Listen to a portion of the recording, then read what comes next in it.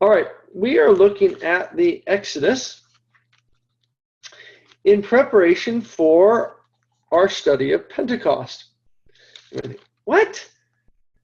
What does the Exodus have to do with Pentecost?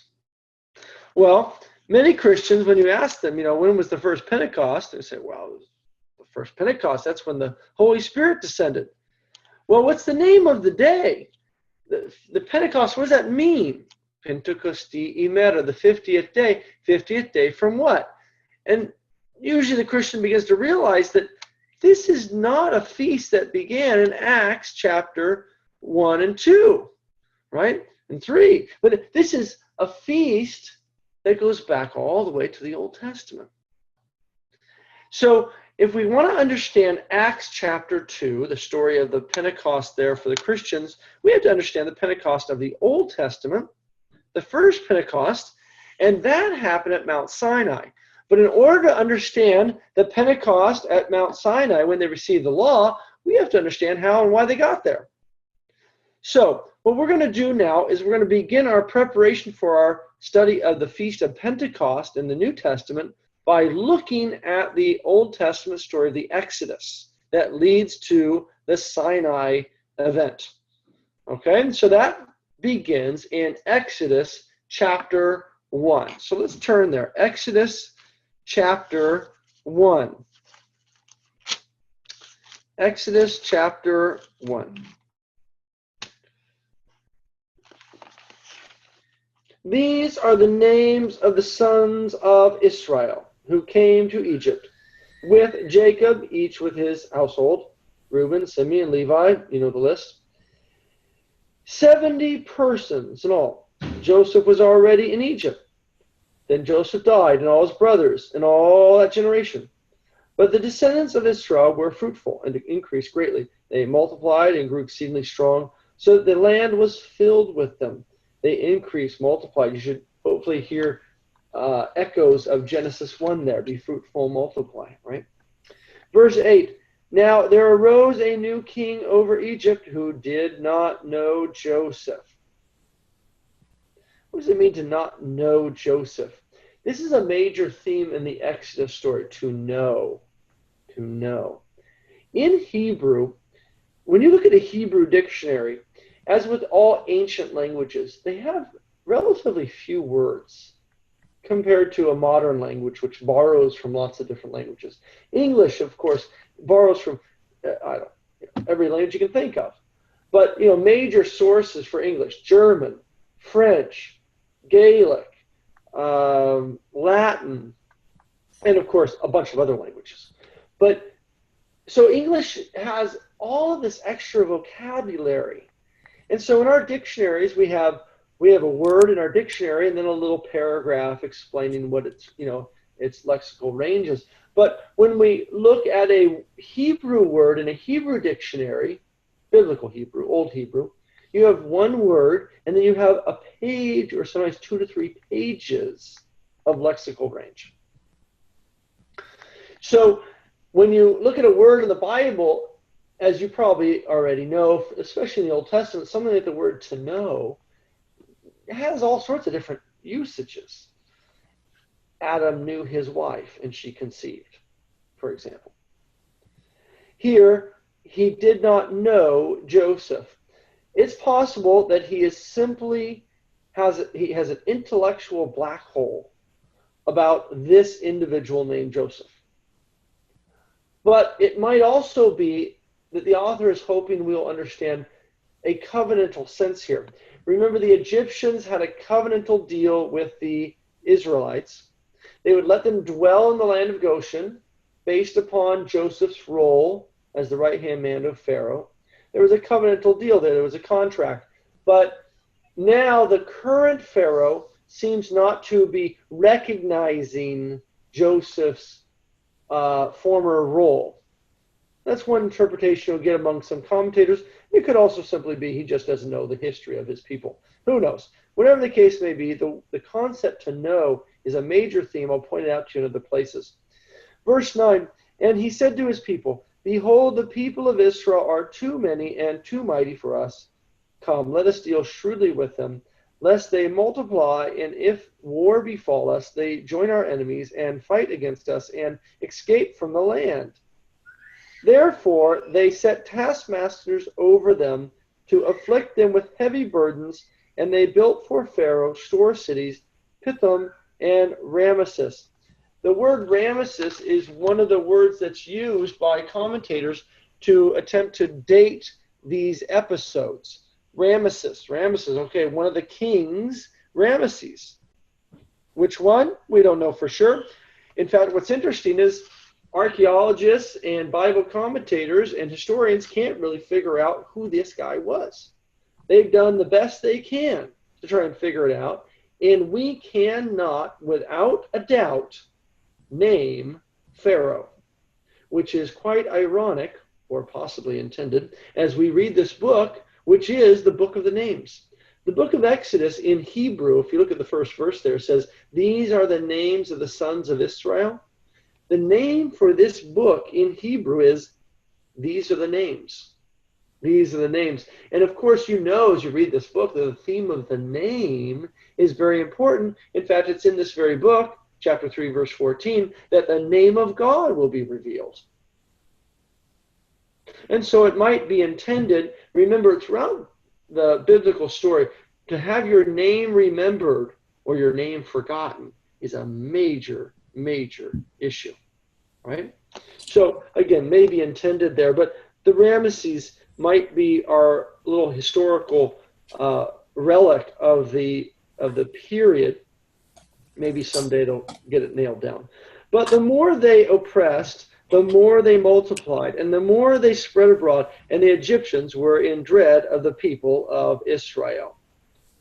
So they made the people of Israel, highlight, serve with rigor, and made their lives bitter with hard, highlight, service. In mortar and brick, and in all kinds of mortar, in the field, all the work, they made them, highlight, serve with rigor. A major theme of this book.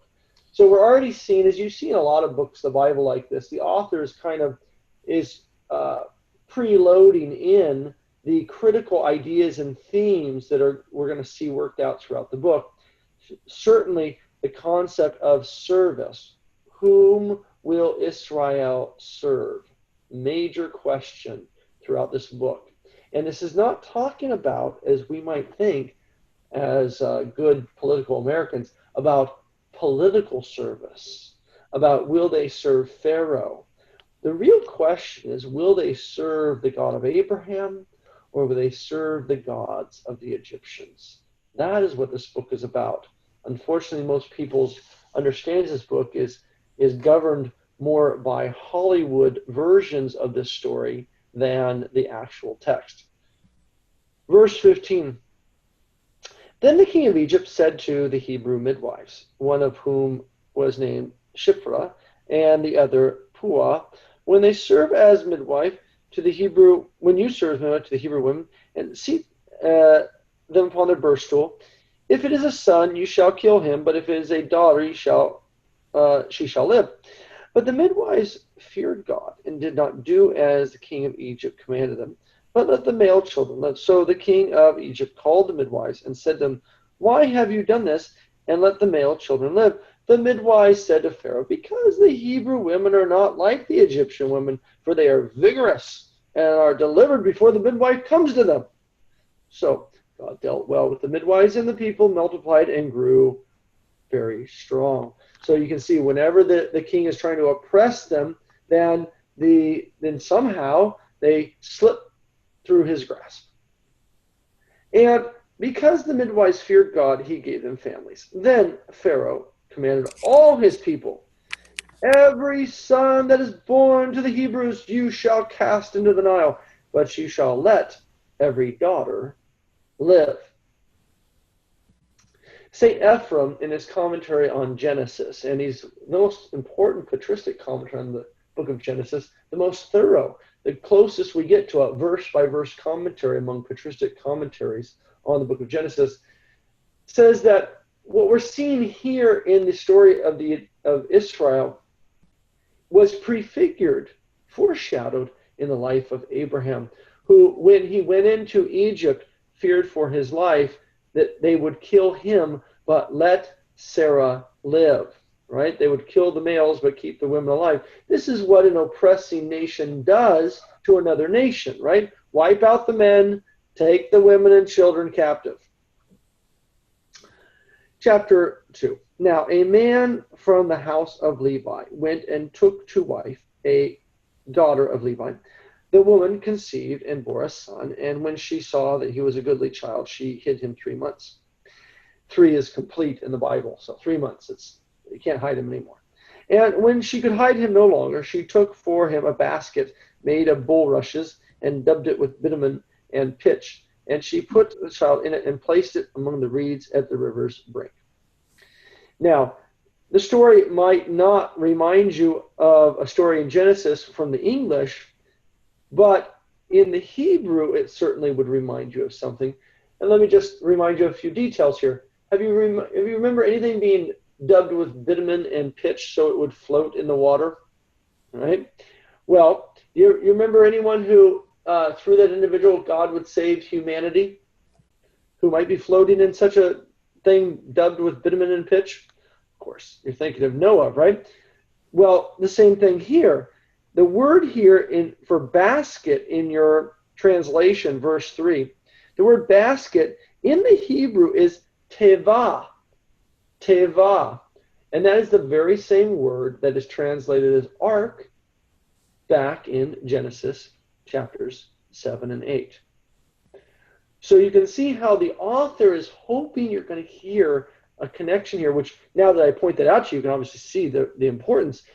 There, Noah, the first individual with whom we hear that God explicitly makes a covenant through which he would save the people, right? And here we find Moses, the new covenantal mediator through whom God will save his people. And again, think of the theme of the water here. This is why it's so important in the New Testament, why the authors of the New Testament will show us how through baptism God saves his people by water. St. Peter will refer to the flood, 1 Peter chapter 3, the story of Noah. And St. Paul will refer to the story of Moses, particularly with the crossing of the Red Sea, as a theme of baptism. Verse 4, and his sister stood at a distance to know what would be done to him.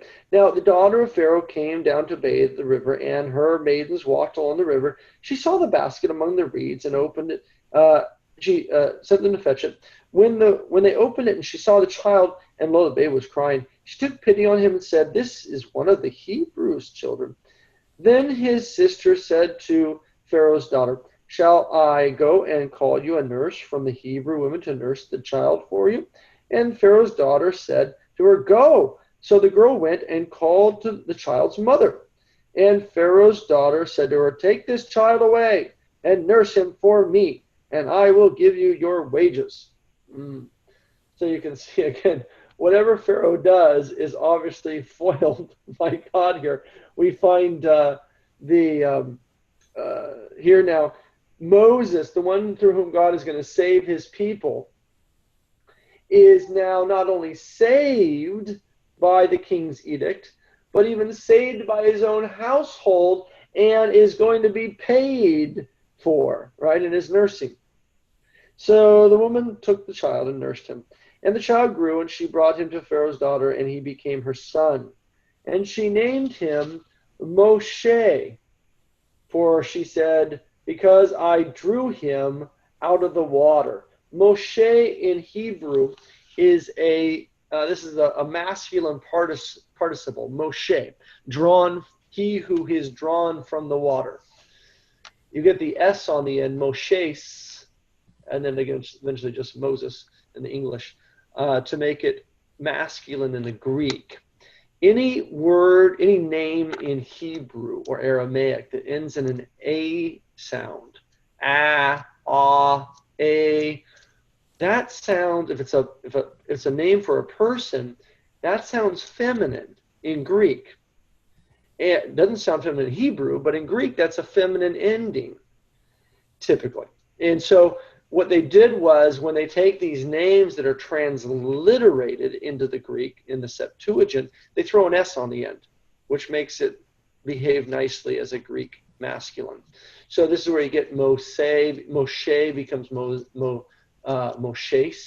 Of course, you have no SH sound in Greek, so you lose the SH as well. So Moses. Yeshua becomes Yeshus, or eventually just Jesus, Jesus in English. Kepha becomes Kephas, right? In the name of Peter in John 1:42 and elsewhere. You may have heard in older Bibles instead of Isaiah, Isaias, or Jeremiah, Jeremias, Isaiah, or Elijah, Elias. I could go on and on. Right? Okay. So Moses, drawn from the waters, because I drew him out of the water. One day when Moses had grown up, he went down to his people and looked on their. He went out to his people and looked on their burdens, and he saw the Egyptian beating a Hebrew, one of his people. He looked this way and that, and seeing no one, he killed the Egyptian and hid him in the sand. This is Exodus chapter 1, verse 13. When he went out the next day, behold, two Hebrews were struggling together, and he said to the man who did the wrong, "Why do you strike your fellow?" He answered, "Who made you a prince and a judge over us? Do you mean to kill me as you killed the Egyptians?" This is, in many ways, a thematic question for the book of Exodus and Leviticus and Numbers. The people of Israel are going to constantly ask themselves and Moses, do you intend to kill us as you killed the Egyptians? Do you intend to, were there no graves in Egypt that you had to bring us out in this wilderness to die? Maybe the reason why you want us to go into this promised land is to kill us. Do you mean to kill me as you killed the Egyptians? Then Moses was afraid and thought, surely the thing is known. When Pharaoh heard of it, he sought to kill Moses. Exodus chapter 2. So I think I said chapter 1 before. Chapter 2, verse 15. But Moses fled from Pharaoh and stayed in the land of Midian. Now, who are the Midianites? Do you remember? The Midianites. Midianites are descendants of Abraham.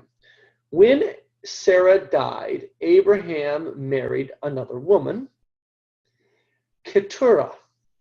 And Keturah bore him some sons. The most important one that we know of is a boy named Midian. And from him came the Midianites. That's helpful to understand how the Israelites and Midianites interact here.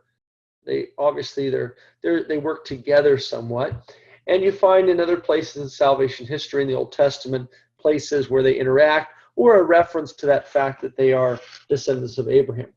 Okay, so he goes out to the land of Midian. What is the land of Midian? If you think of the promised land, Israel, that whole area, south of the Dead Sea.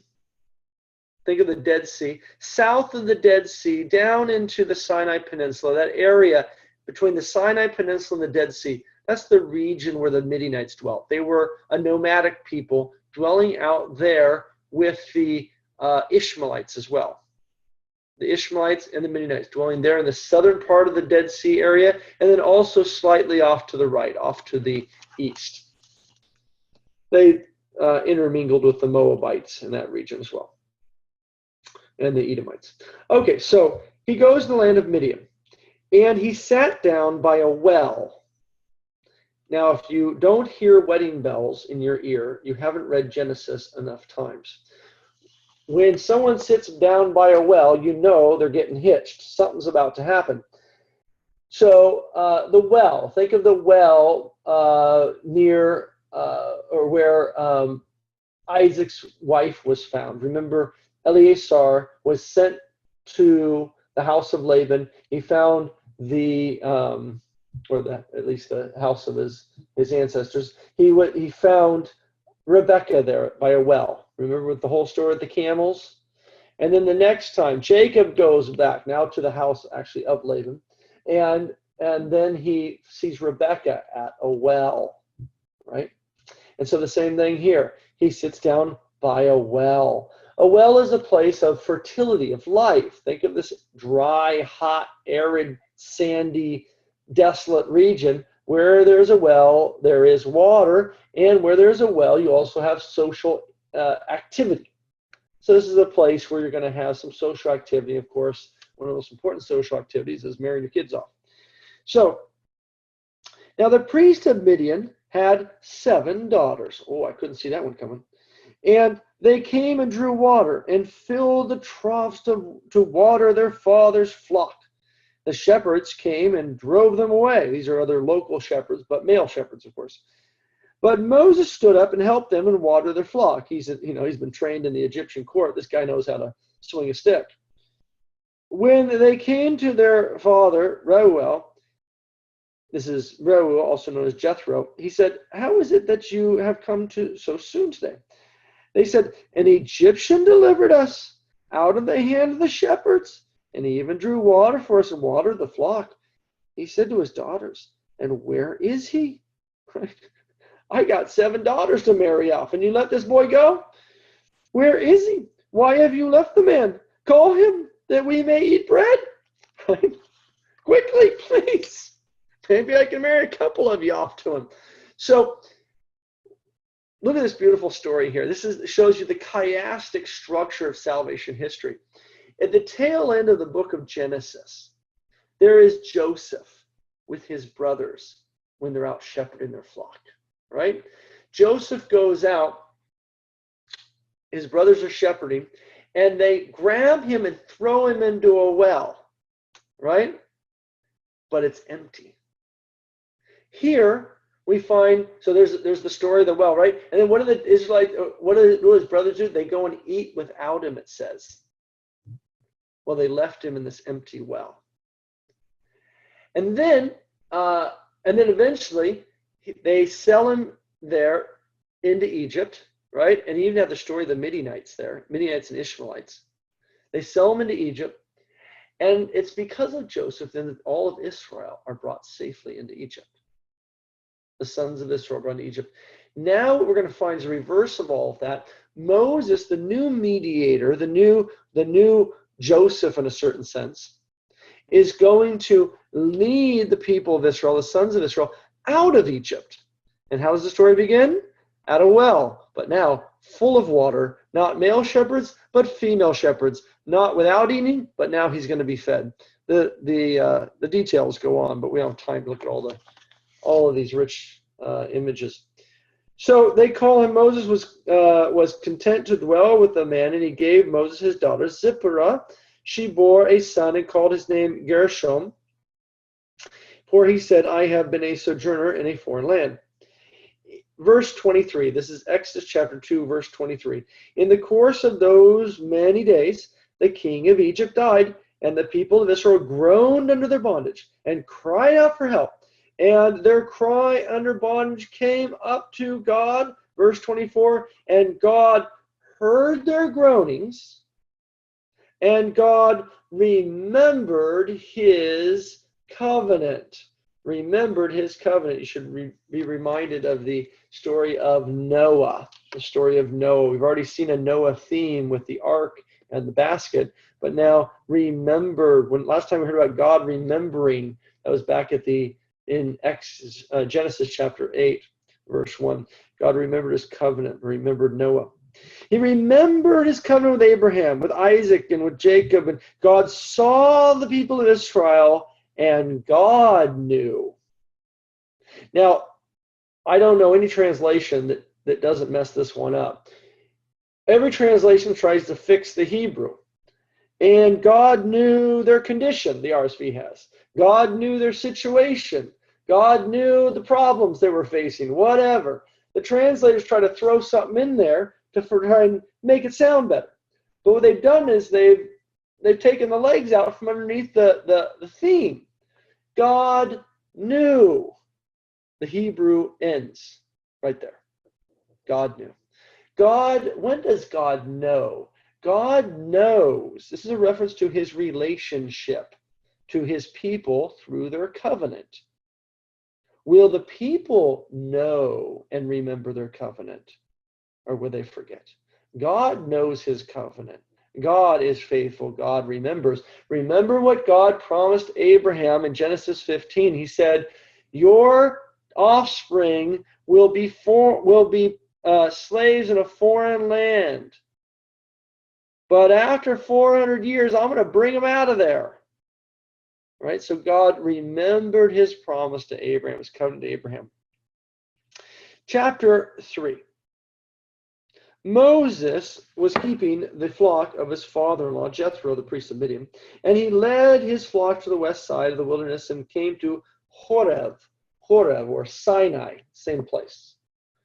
This is the mountain of God. And the angel of the Lord appeared to him in a flame of fire out of the midst of a bush. The angel of the Lord. We're going to see the angel of the Lord appear in a number of places. We saw him in Genesis. We're going to see him in Exodus. We'll see him again in a number of places after this. The angel of the Lord. Now, this could be just meaning an angel of the Lord, right? As opposed to an angel of Baal or an angel of some pagan god. That's possible. It could also mean the angel of the Lord, meaning some sort of special angel of the Lord. Messenger of the Lord. But many of the fathers of the church see in the angel of the Lord the pre-incarnate Christ. What? The pre-incarnate Christ? What? Jesus isn't born yet? We got thousands of years to go till that's going to happen. Well, look. If God spoke and it came to be, then God already was creating the world through his word. St. Athanasius, in his great work on the Incarnation, says this. The first thing you must grasp is this. The salvation of the world was wrought through the same word by which it was created at the first. There is no inconsistency between salvation and creation, for the same God employed the same tool in both cases. I'm summarizing here.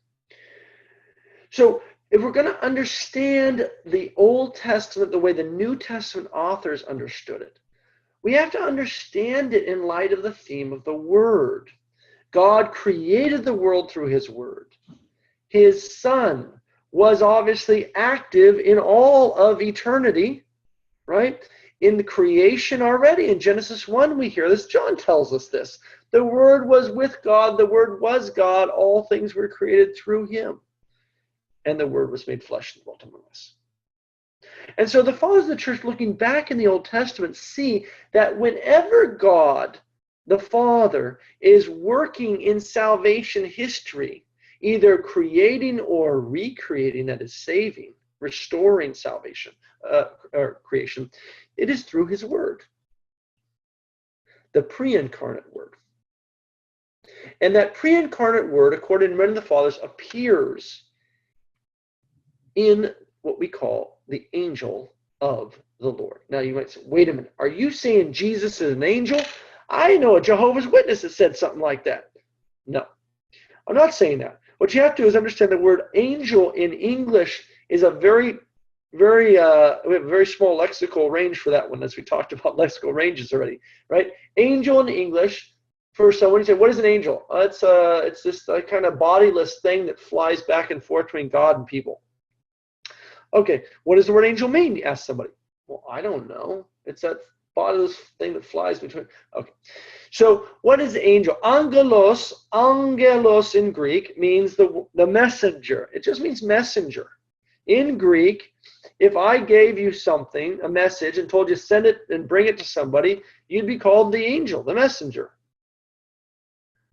This is why John the Baptist has wings on his back in icons. Not because he is what you and I might call modern English, and it has an angelic nature, but rather because he was the messenger of the Lord, the messenger. And wings are shown on the back of messengers to show that they're in flight, right? They're quickly moving from one place to another. Wings are the symbol in the ancient world of great speed, of course. So the same in Hebrew, malach, does not mean simply a bodiless thing flying between God and people and delivering information. It just means messenger. That's all it means. And there, of course, are bodiless messengers flying between God and people and delivering information back and forth. But there are also all sorts of just regular, run-of-the-mill postmen. Okay? The angel. All right. We'll talk about that in other places. But what you have to understand here, that this doesn't mean then that your Jehovah's Witness, has some evidence for his crazy idea that Jesus is Michael the Archangel or something like that. But rather, no, what you have here is simply, if you were angel, translate messenger. Maybe help loosen the confusion. And the messenger of the Lord appeared to him in the flame of fire out of the bush. And he looked, and lo, the bush was burning, yet it was not consumed. And Moses said, I will turn aside and see this great sight, this bush that is not burnt. When the Lord saw that he turned aside to see, God called him out of the bush. Now, wait 1 minute. I thought the angel was hiding in the bush. Who's hiding in the bush? You see this? This is why the fathers see this as the pre-incarnate Christ. Because when the angel of the Lord appears, it seems as if God is appearing. And when the angel of the Lord speaks, it's as if God is speaking. We'll talk about this in other places as we go throughout our study of the scriptures. And it said, God called him out of the bush. Moses, Moses, he said, here I am. Then he said, do not come near, put off your shoes from your feet, for the place on which you are standing is holy ground. Holy, set apart. Set apart. Kadosh, set apart, not common, right? So taking the shoes off, right? You put your shoes on when you're walking on common ground, but you take your shoes off when you're walking on ground that is not common, holy ground. The ancient Christians had this custom. You still see it preserved among the Syriac Christians. The Coptic, the Ethiopians still do it. I'd like to bring it back in the Melkite tradition. Taking the shoes off before you walk into the church. The uncommon ground, right? Special place. Set it apart. Beautiful. He takes his sandals off and he says, I am God of your father, the God of Abraham, the God of Isaac, the God of Jacob. And Moses hid his face, for he was afraid to look at God. Then the Lord said, now again, who's he looking at? The angel of the Lord or God? Again, you can see why the fathers point this out. I mean, this God looks like this is the pre-incarnate Christ here.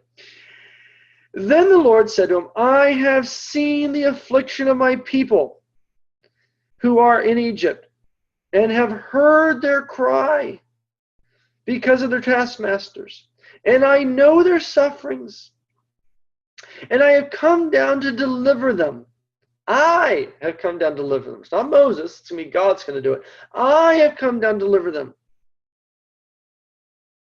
out of the hand of the Egyptians, and to bring them up out of the land to a good and broad land.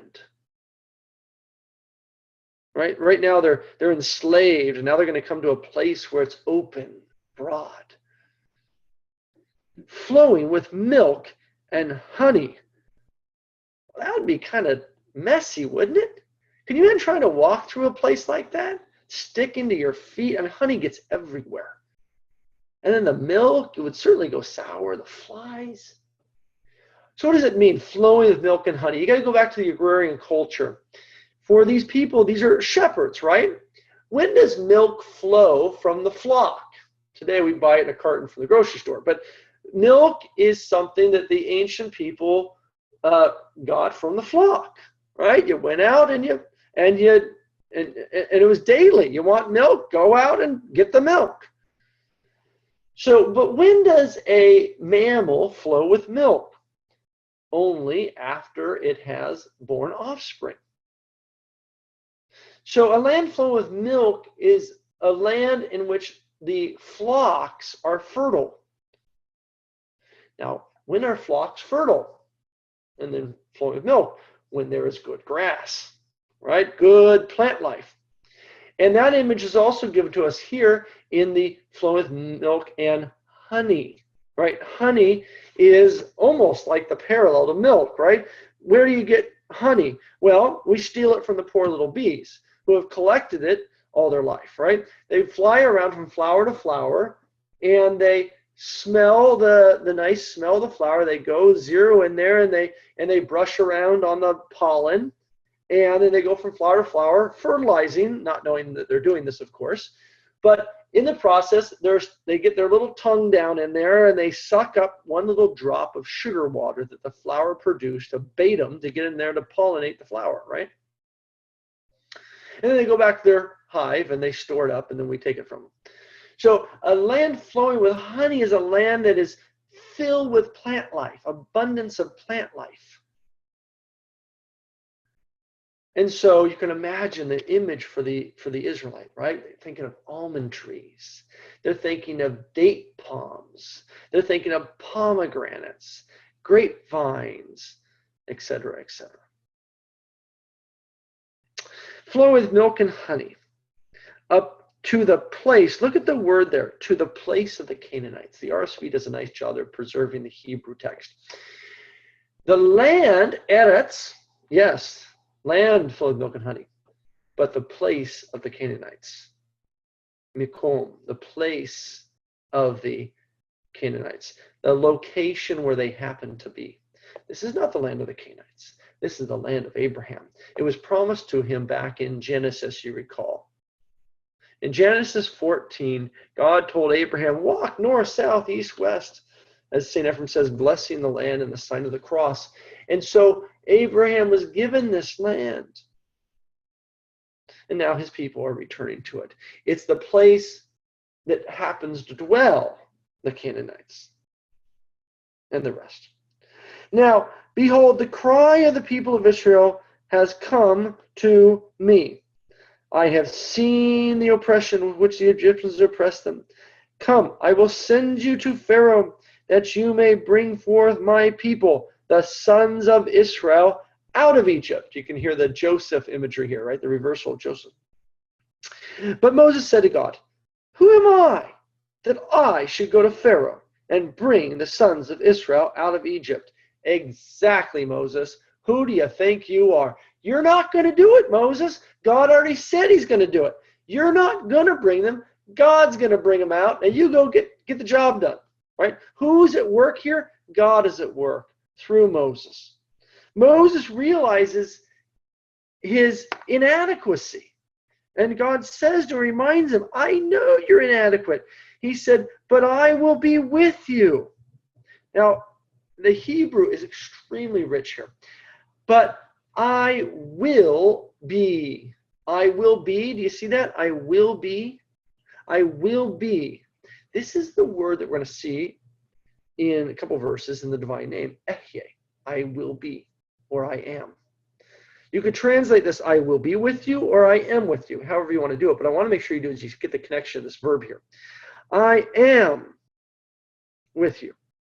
And this shall be the sign for you, that I have sent you. When you have brought forth the people out of Egypt, you shall serve God upon this mountain. Look at that theme of serve there. It's going to keep coming up. What kind of a sign is that?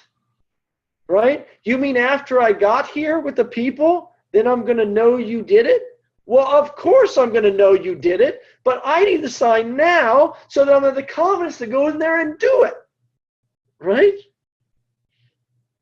So Moses said to God, if I have come to the people of Israel and say to them, the God of your fathers has sent me to you, and they say, what is his name? There's the theme of the name. What shall I say to you? God said to Moses, I am who I am. Ehyeh asher ehyeh. You get that verb again twice now. I am who I am, or I shall be who I shall be, however you want to translate it. What I want you to, however you want to translate, what I want you to do is I want you to get the theme here of the name and this verb. God said to Moses, I am who I am. And he said, say this to the people of Israel, I am has sent me to you. Ehyeh has sent me to you. God also said to Moses, say this to the people of Israel, the Lord, the God of your fathers. Now, in your translation, you get the word Lord there in all caps typically. This is where you get the normal form of the divine name, which is a third person singular verb. We had before a first person singular, I am. Now you're going to get the third person, he is. He is. Okay? And this is the normal form we're going to get from here on out. So this is Exodus chapter 3, verse 14 and 15. I am. Now you get he is. This is the form you know of as Yahweh. Yahweh. Okay? He is or he shall be. The God of your fathers, the God of Abraham, the God of Isaac, the God of Jacob, he sent me to you. This is my name forever. And thus I am to be remembered throughout all generations. Go and gather the elders of Israel together and say to them, Yahweh, that is, he is, the God of your fathers, the God of Abraham, Isaac, and Jacob, has appeared to me, saying, I have observed you and what has been done to you in Egypt, and I promise that I will bring you up. Notice who's doing the bringing? I will bring you up. It's God doing it, not Moses. It's God working through Moses. I will bring you up out of the affliction of Egypt to the land. And here the RSV has a slip up there. That's Mikom in the Hebrew. To the place of the Canaanites, the Hittites, to the land flowing milk and honey. And they will hearken to your voice, and you and the elders of Israel shall go to the king of Egypt and say to him, the Lord, look at all caps there, Yahweh, the God of the Hebrews, has met with us. And now we pray you, let us go. Oh, I'm sorry, that's not what it says. That's what Charlton Heston said about 3,000 times in the Zionist film called The Ten Commandments, but that's another topic. Let us go a 3 days journey. Why 3? 3 is complete. 3 is complete. So what's 3-day journey? Well, 1-day journey, you're just outside the city, right? 2-day journey, you're on the horizon. 3rd-day journey, you're gone. You're beyond sight, right? Let us go a 3 days journey completely out of Egypt, that is, into the wilderness, that we may be a free people. No, that's not what it says. That we may sacrifice to Yahweh our God, because that's the only true freedom we'll ever have, right?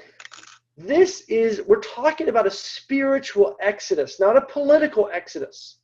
This book has been used by Zionists, by American Hollywood filmmakers, which typically are Zionists as well, to get American support for the modern state of Israel. This book has been used by liberation theologians in many contexts, especially last century, but it has been abused, not used. It is abused by them. This is not the theme of the book. This book is not about political liberation. This book is about spiritual liberation. And that's why the New Testament sees the Exodus story as a type of the salvation we have in Jesus. We are not talking about political liberation. St. Paul says, as he says in the epistle to the Philippians, I have learned to be content in whatever state I find myself in. Right? Whether a master or a slave, be content in which place God has put you and live for Christ in that state. So so here we have the Israelites enslaved in Egypt. Now, are they going to get political freedom? Oh yeah, that's going to come. But that is not the purpose of the story. That is the result, one of the fringe benefits of what's going to happen here. Okay. All right. So then it says, I know that the king of Egypt will not let you go unless compelled by a mighty hand. So I will stretch out my hand and smite Egypt with all the wonders which I will do it. After that, he will let the people go. And I will give this people favor in the sight of the Egyptians. And when you go, you shall not go out empty, but each woman shall ask her neighbor and of her who sojourns in her house, jewelry, silver, gold, clothing, and you shall put them in your sons and your daughters. Thus you shall despoil the Egyptians. This is, of course, we're going to hear in Exodus chapter 12 during the Passover. Why do they want silver and gold? What are they going to do all that? Put it in the bank? Well, when they get, again, this is the theme of religious freedom. When they get out in the wilderness and they accept the law at Mount Sinai, chapter 24, God's going to say to them, ask of every man, Exodus chapter 25, who is willing in his heart to give of whatever gold and silver and jewels he has, so that he may build a tabernacle, that I may dwell in his midst. So God is giving them the wealth of Egypt, so that they may have something to give back. This is what God gives to us. In all of the wealth he gives to us as rich Americans, right? He gives to us so that we may give to those who have need. He gives to us so that we may give back to him. And one of those important ways we can do that is in support of those around us who have need. Think of the tragic story of the rich man and Lazarus, where you have a man feasting daily, scraps falling from his table, robed in purple, right? The most expensive garment of the ancient world, while Lazarus just dreamed of being able to eat a crumb that fell from the master's table, while dogs licked his sores at the gate, right? All right, we'll come back and continue the Exodus story next time, but I want to end with this theme of the name, I am. You have probably seen in iconography, like the one behind me there, iconography, if you see a halo around Jesus' head, you see the Greek, what looks like in English, an O, a W, and an N. O-W-N. This is Greek, hoon, he who is. This is the participle, masculine singular participle in Greek, he who is, the one who is, hoon. This is because Jesus uses this title for himself throughout the book, the Gospel of John.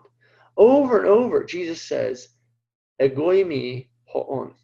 I am, I am, I am. Egoimi, egoimi, egoimi. And this is why the Jews stone him. This is why when he says that name, those who were trying to take him captive in the Garden of Gethsemane fall down on the ground. He's revealing, as he said he would again and again, the divine name. That is the Greek translation of the Hebrew we see in chapter 3, verse 14. Ehyeh asher ehyeh. I am who I am, or I shall be that which I shall be, however you want to translate it. In the Greek, it's translated ego imi, I am, hoon, he who is. A statement of his eternal existence. And to him be glory with his eternal Father and his all-holy and life-giving Spirit, both now and ever, and to ages of ages. Amen.